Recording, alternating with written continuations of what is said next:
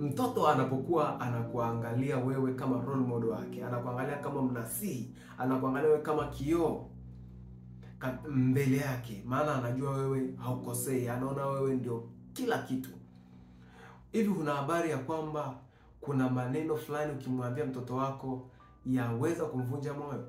Kwa mfano, mtoto wako anaweza akawa amekosea na umemchapa na ukamuonya, lakini kuna aina ya maneno unaweza ukamwambia mtoto wako na yakamvuruga ama yakamshusha, yakamuondolea namna yake ufahamu kabisa. Kwa mfano, unaweza ukamwambia mtoto wako, wewe hujui kitu kabisa, wewe ni mjinga kabisa.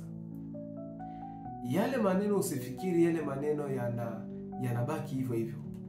Maneno kama hayo kuna namna yanamuondolea mtoto wako ujasiri ndani yake, yanamuondolea kutokujiamini. Yaani anakuwa kutokujiamini, anajiona kwamba yeye hajui, anajiona kwamba yeye si kitu.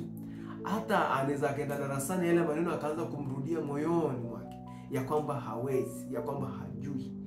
Ndio maana siku ile nikaja nikasema jifunze namna ya kumtamkia mtoto wako maneno ya baraka, maneno mazuri na kumtia moyo.